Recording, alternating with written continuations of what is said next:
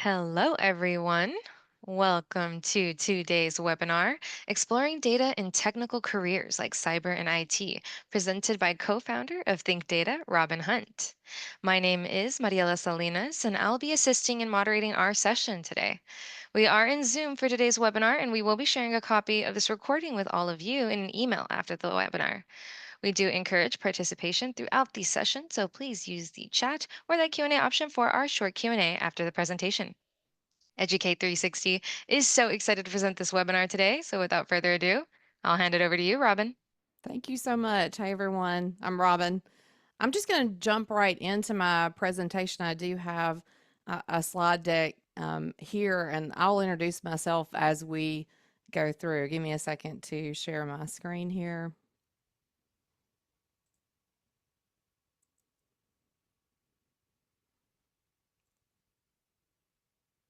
Okay, welcome everybody to the discussion about the role of data and analytics in tech and cyber. So I want to talk about data analysis today, and I want to talk about how data crosses all technical domains, including cyber and traditional IT. I found out for myself and for others that data is actually a gateway into tech and security, and data really allows us to find that intersection between business and tech. It's just a lot of opportunity there. I want to talk about how you maybe can start your career in tech and then also how you can continue to explore that career path. But before I start, I want to share just a little bit of information and a little history lesson. Maybe if I can get my slides to move forward. There we go. So Microsoft was founded in April of 1975. And allegedly, this is one of their original logos. And I think it's interesting to talk about the fact that Microsoft was founded in 1975 because well, I was founded in 1975. So I'm Robin Hunt, and the best career advice I ever received was from my kindergarten teacher. She actually told me that the job that I would do would likely not exist yet. And well, she was right. Within a decade of being born, right along with Microsoft, in 1985, Microsoft releases a new operating system called Windows and also a spreadsheet program called Multiplan. Now, most of us are familiar with Windows and we're also familiar with Multiplan, but it was not called Excel until a couple of years later.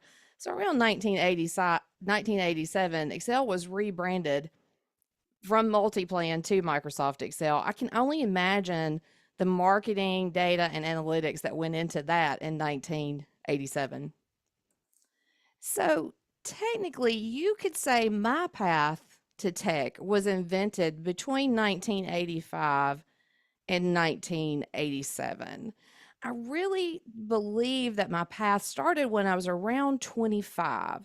I had learned a lot of little things along the way. In 1997, I was my town's youngest realtor. I actually created a website. They thought I was crazy.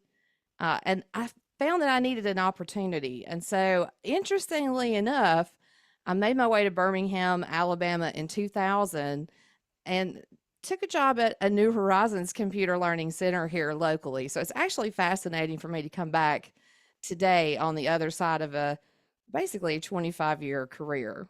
But one thing I know about that 25 to almost 50, right along with Microsoft, I realized that my path is constantly being invented.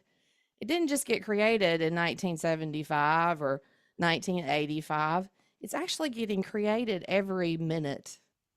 The hard thing about that when you're trying to pursue tech, however, is that if it's constantly reinventing itself and changing and so fast, it's hard to know where do you start and do you have to have it all figured out. So I want to take you to my first key takeaway.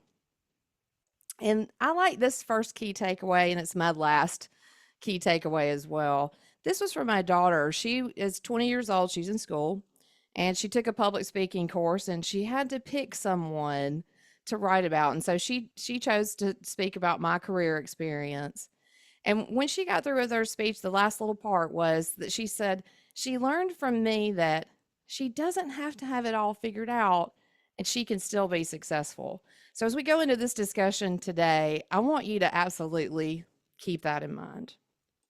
All right, so let's talk about the importance of data and analytics in tech and cyber. And I want to say it's real important to note that's data and analytics. It's not data analytics. I mean, it is data analytics, but data and analytics, it's in all of it. So let me start with data first, because I think to have this discussion, we have to talk about data. So, data has a life cycle. And I tell people all the time that data is actually in everything, but I don't really always think they believe me. But trust me, it is literally in everything. So data has a life cycle, and I want you to know that now. It starts somewhere and it ends somewhere. And there's examples of this life cycle everywhere. So I thought I might talk about data, tech, security, and the business and some of the life cycles. Okay, so I want you to, even though I can't see you and interact with you, I do want you to interact with me like I can. So for today's discussion, I want us to talk about a little bit of data that involves all of us. So think about this. You registered for this event, right? And if you registered for this event or someone registered you for the event, someone had to set up some of the tickets, right? And sometimes we have tickets that are paid tickets, and sometimes it's free tickets. And today we have a ticketed event. You probably received all sorts of communications. And then also, there's a ton of communication data that occurred to even put this event together.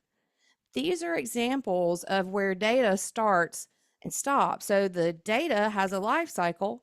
And the fact that I'm here today is because we started this life cycle at the end of last year. And so all of us, different places, different teams, different companies came together collectively, used all of our data and communication to be able to put this presentation forward. This happens at scale all the time for companies. And it's just an example of what we mean for a life cycle of data. So, again, if you're taking notes, one of my key takeaways is that data has a life cycle. The other thing we have to understand is that most of the world's data is unstructured, right? And I say this a lot to people. We talk about unstructured data.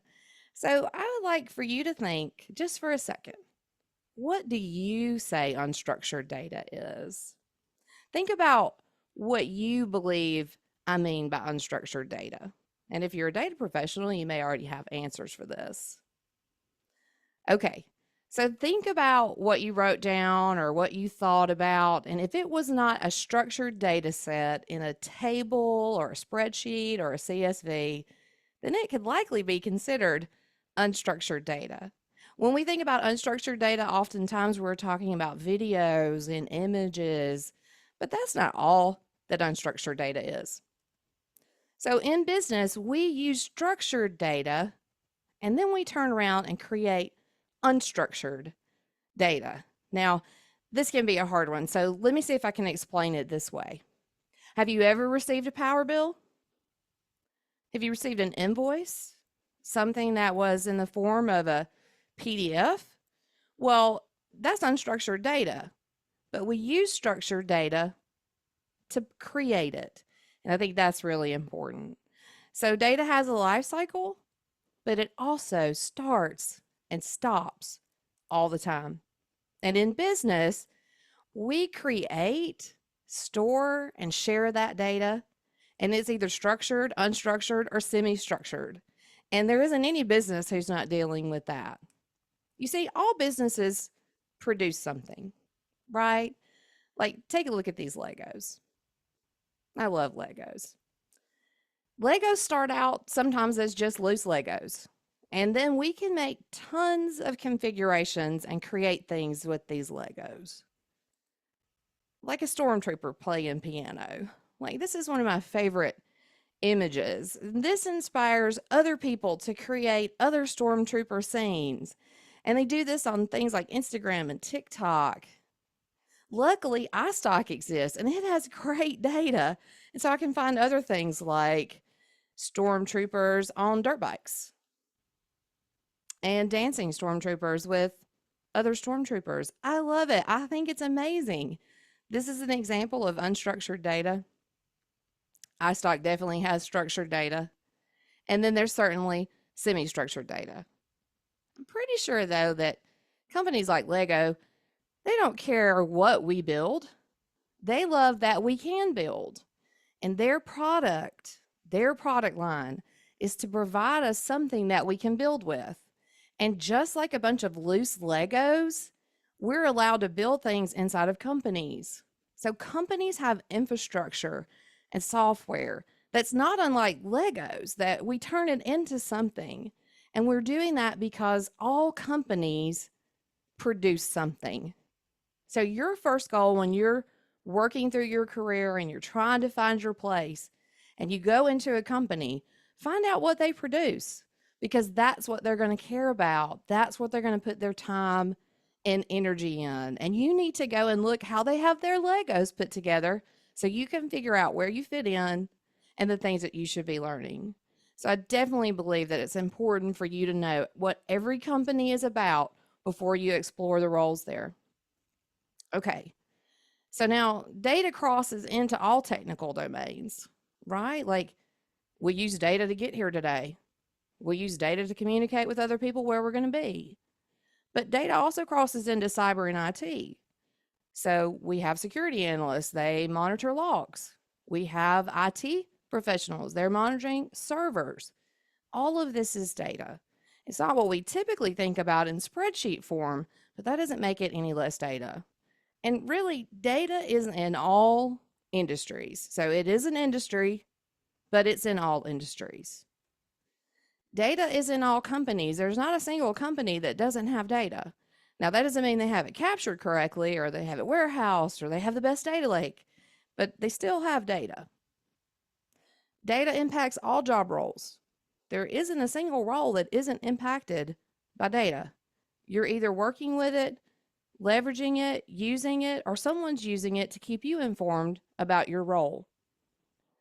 Just like data is in everything, tech. Tech also impacts all job roles. Like, very hard to find a job that tech's not involved in. And then also security. Security really impacts all job roles. You don't have to be in the tech department to be impacted by security. You don't have to be in the tech department to be impacted by data. But you could be in the business world and use data, tech, and security all the time. You see, data needs tech, and tech needs data, and both need security. And businesses, absolutely, we have to have all three. We can't thrive and grow, especially with all of the new technologies coming out and all of the access to AI. Like what we'll be able to do now and what we're able to do 10 years from now will be spectacular. But it'll all be involved with tech, data, and security. So businesses, no matter what type or size, they're empowered by tech. And as a society, I would say we pretty much expect them to be. Businesses are expected to operate efficiently. They have data, they have tech, and we require them to make sure everything is secure. So this can mean a lot of different opportunities for all of us. And it also means that literally we all need some data, some tech, and some security skills at some level. Because you can't have it all, you got to figure out where you're going to fit. But you do have to understand that there's a little bit we all use all the time. You can actually enter tech through data, tech, or security. There's 3 different entry points into tech. So data is fun for me because it allows business and technology to meet. What I mean by that is it's like this intersection where you're solving a business problem with data. And it's either you're making data talk to other data or you're reporting for decisions, but it's in that intersection where as a business professional, you may have never worked in tech, but you're working with tech and you're solving issues with technical practices. And I just love that. I just think that's amazing for data. And you have to find out where your on ramp is. So here's where the rub comes. So I was putting this presentation together and I thought, yeah, everybody's got to find their on ramp. And for me, as odd as it may sound, my on ramp began because I learned how to use Outlook email. I used Outlook email because I was emailing my brothers. They were in the military and they were overseas. And so my access to be able to communicate with them was email. So I learned how to use it. I went into the workplace and no one else knew how to use it. And so they asked me if I would teach it. And I said, well, sure, that wasn't my job. But because I had that skill, they asked me to leverage it. That skill being on my resume when I moved to Birmingham is what allowed me to get that first technical job. And that began my on ramp. So I know after years what this on ramp can be. Like it can be different things.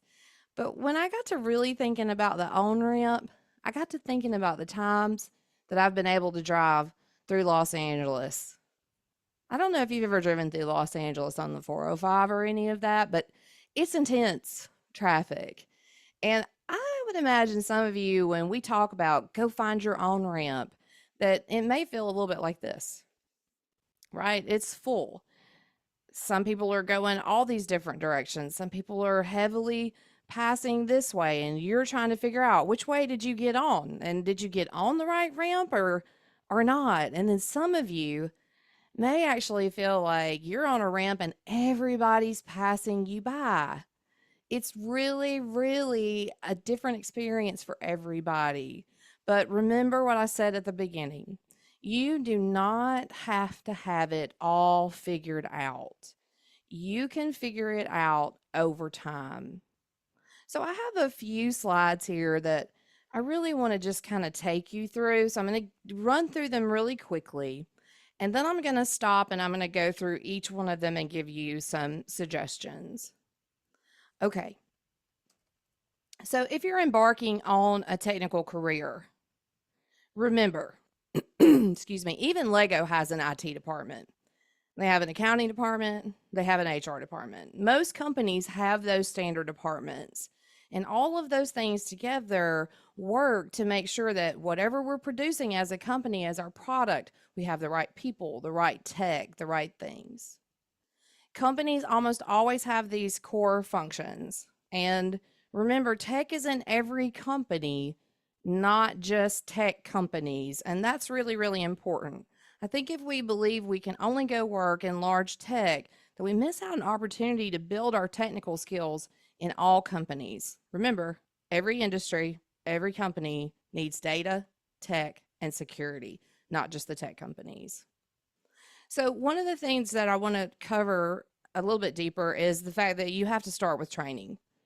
Like, if you're going to work in tech, security, or data, or all of the above, then you have to be training and training constantly. So, we'll come back to that. Also, you have to explore certifications. Like, certifications can mean a lot for different people, and it can also mean a lot of different things to companies. And if you're going to work in the traditional tech world, sometimes companies put a lot of stock in those certifications. Talk more about that.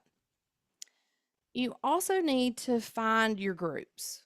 Like technical people, we do get together in groups. There's user groups, there's affinity groups, there's nonprofit groups that may support tech or industry in your area. So you're going to have to find your group. And something that's very hard for most technical people is the networking. You have to begin networking. And the more technical you are, that may be more painful. Okay. And part of that is just plugging in ultimately to the community. So let's go through these a little bit deeper. First of all, key takeaway: tech is in every company, not just tech companies, and that there's a lot of opportunity. So, one thing I want to point and talk about is that there's a ton of career tech opportunities out there. You have outfits like LinkedIn Learning and CompTIA and Educate 360 and New Horizons, all of these groups. We and Think Data, we provide education in tech. So you need to find your pathways, and we'll share ways to get to some of this information. Also, we talked briefly, I said certifications can be important. Now, first of all, some companies don't have the same approach to certification. Okay, that's just the reality of it. Some companies, though, they put a lot in to certifications. Some tech domains, they're not even going to talk to you if you don't have certifications, because certifications is something in some roles you have to constantly keep up with. But I want to just say something that may not be the most popular thing in the room to say. But because I care very deeply about people gaining access to job roles, I think it's important to note that I do care about certification. But in interviews, what I care about the most is how you prepared for certification. You see, I've been in the certification world for a long time, and I know people are taught to cram. You're taught to cram this information in, just get it in, get it in, get it in. And that might work to get you certified as far as the test goes, but it in no way shows competency. And so, if you want to set yourself up for the most success, really take that certification prep serious. Really dive into those materials and try to absorb. It's a lot of information to work with up front, but if you cram it all in, it's just not even possible for you to retain all of that. And the worst thing you can ever do for yourself if you want to join tech is to oversell your skill set, get put into a position that you can't actually perform the role. So you really want to avoid doing that by putting proper care. Now, it's easy for me to say put proper care in because I've gone through 25 years of my career. But just to give you some key certifications that you can look at, obviously, I'm going to say Data Plus as one of the authors of that. Also, going to say DataSys Plus as an author of that. These are two of CompTIA's core data certifications. You're going to also hear about DataX. But these are an entryway for you to explore data. They're probably a little bit more technical than what you would find as a business user.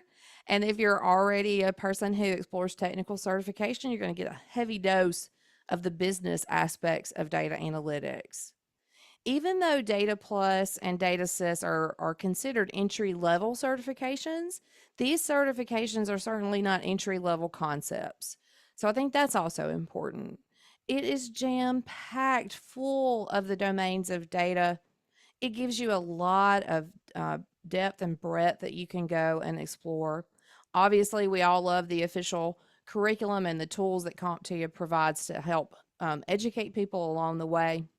And then also, like data systems is for database administrators. So if you think you want to be into doing database administration, DataSys is there for you. And it also covers a lot of SQL and querying and creation, but also has a nice section on security because, again, data and security hand in hand. As a matter of fact, some of you are security professionals, or you want to be a security professional and you're pursuing security. And one of the things I discovered in authoring Data Plus I felt was really important to express was the fact that we should be training all our security analysts the same way we train our business intelligence analysts. Security people are constantly faced with data.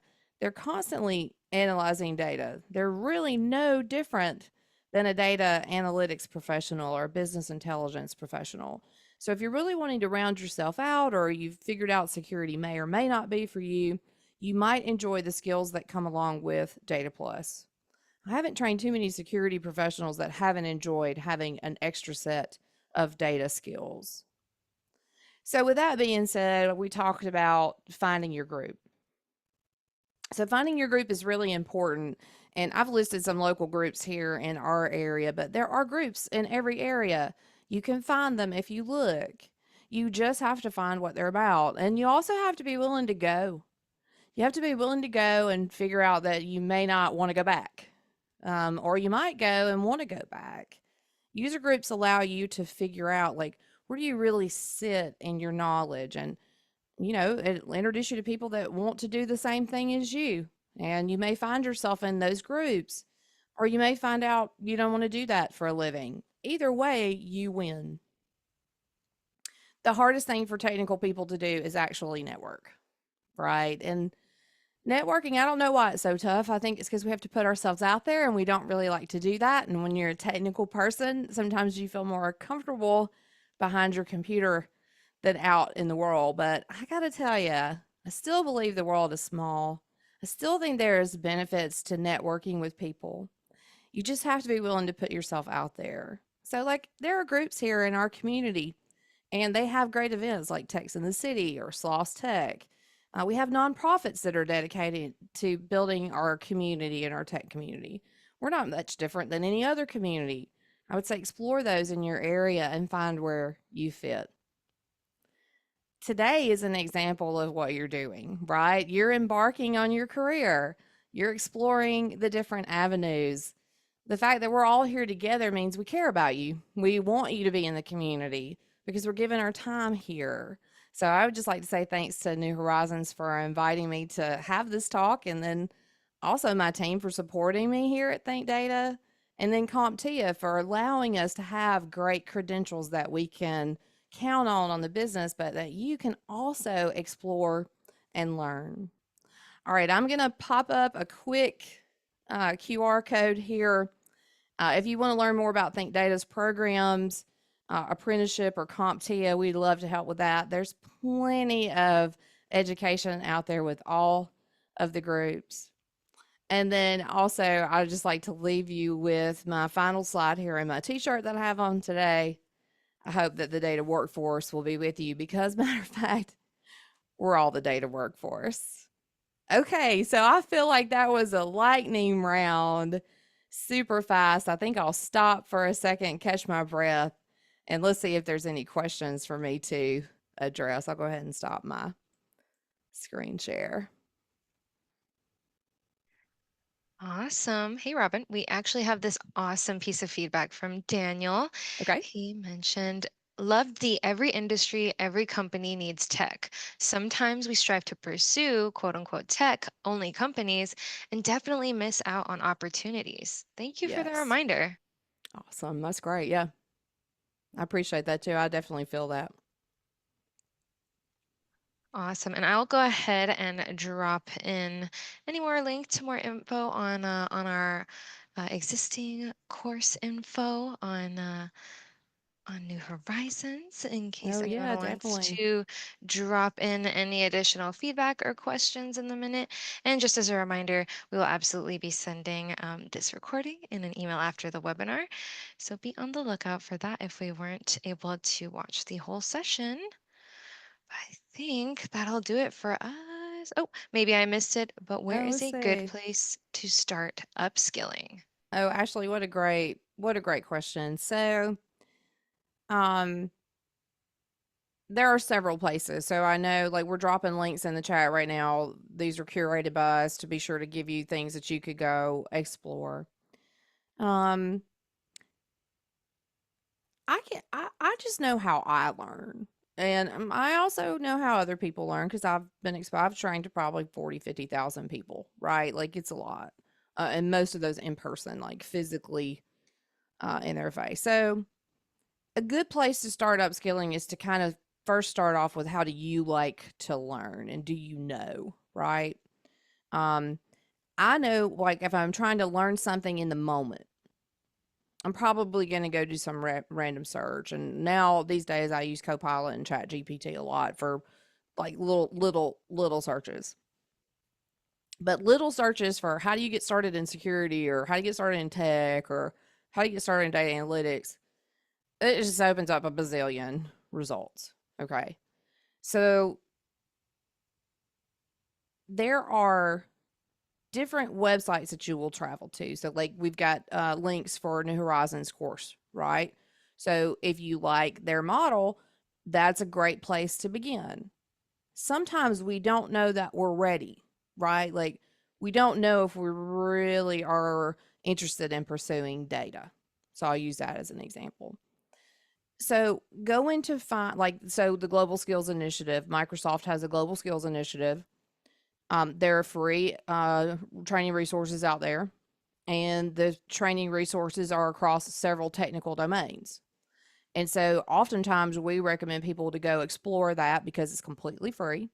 You could do it privately at any time. And you can go see if you have an interest in a particular area.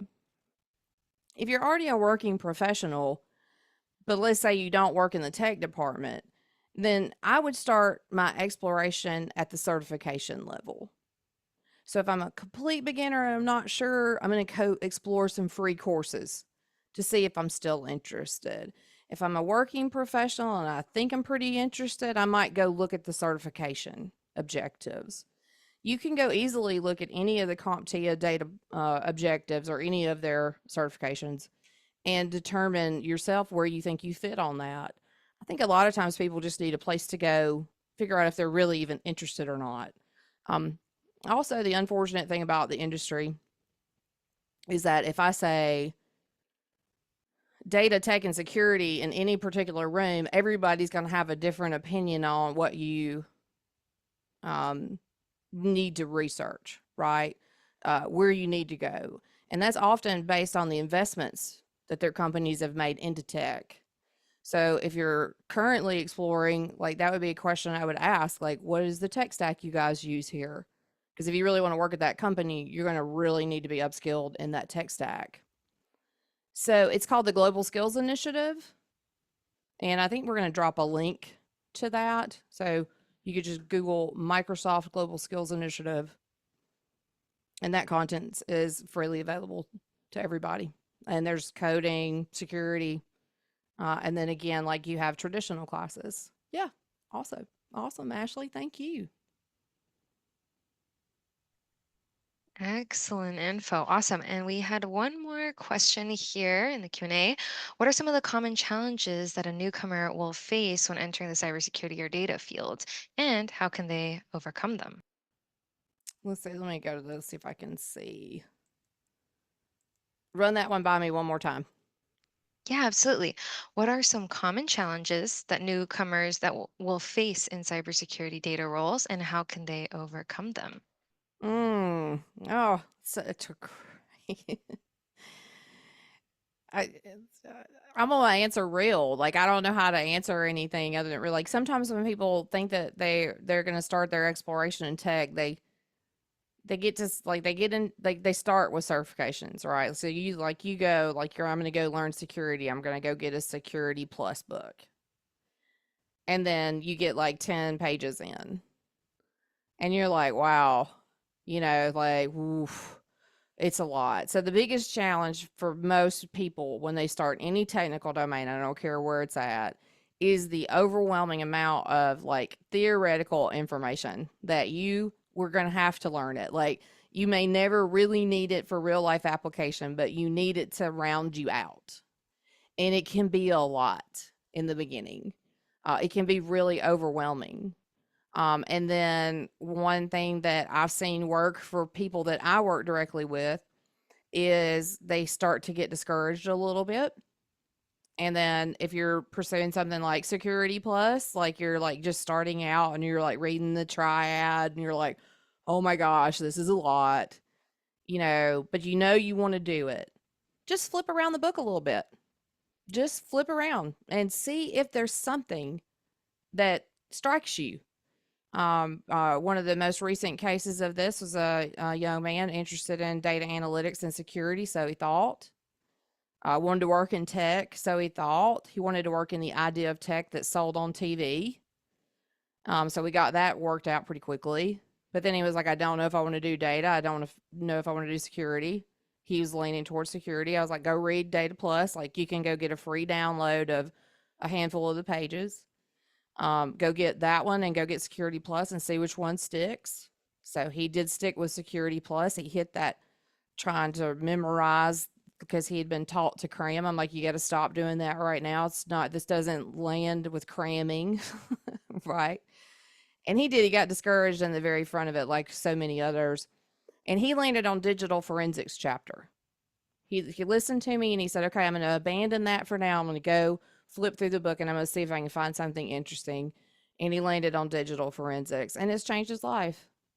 He's like, "If I got to go understand the triad so I can work in digital forensics, all that stuff's going to connect for me later."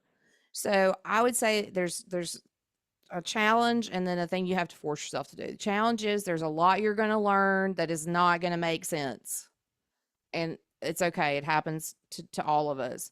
The other thing is if you're not able to overcome that, tech is not your thing. You have to overcome it if you want to work in the tech industry. I would say the one thing I can consistently say about my career, all of it, is that I've had to learn constantly. I have to learn to stay on top of what I do. I have to learn to stay on top of what's happening in the industry. And I like that. I want to do that. So that works for me. So this is where I fit in the world of tech. So I hope that's helpful. Maybe too wordy, but No, I think the perfect amount of insight. Thank you so much, Robin. And thank you so much for that really awesome question. yeah, it's a good Oh, one. alrighty. And if anyone needs any more information on this topic, oh, we had another one come in. I think we still have a little time for that. How Yeah. can we apply theories of technologies in a more tangible way? Ooh. So this is really great. I'm gonna do a little guesswork on what we mean by apply theories of technologies in a more tangible way. I think what you may be asking me, and you can clarify if I'm wrong, is like how do we make theory more meaningful, right? Like if we have to digest it, why can't it be more meaningful? I would say some cases you're just going to have to digest it, and no amount of great, amazing content is going to make it any more fun. So that's like, that's just the way that has to be. But okay, so Jermaine, thanks for that. I don't know if I would say like maybe try to like trying to turn a theory into something practical, but like underneath all these theories are techniques that people are pointing out, right? Like I may be talking about the way you design a database, and I may be talking about all the relational database theory that goes into how we design and normalize and structure. But like right after I get through covering all that, I'm like teaching how to create a table. So it's like if I don't know the theory, I can't learn how to create a table. And so learning how to separate what is considered the theory and what is the functional application might be a good step for you to be able to get your head around. Okay. And what I found for me in database design was that the theory was holding me back. So I chose that functional options like, okay, well, there's relational database theory. Check, got it. Don't know what it all means, but don't care. They're saying I need to know how to create a table. They're saying I need to know what a primary key is.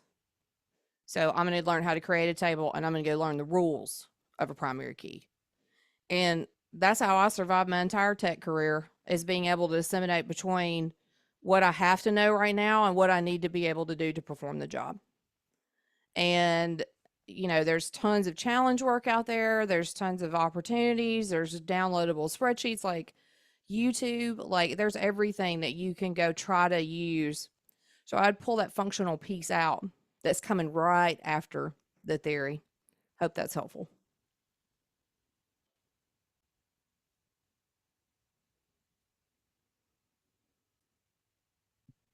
Aw- Awesome. Thank you, Jermaine. Awesome. Excellent explanation.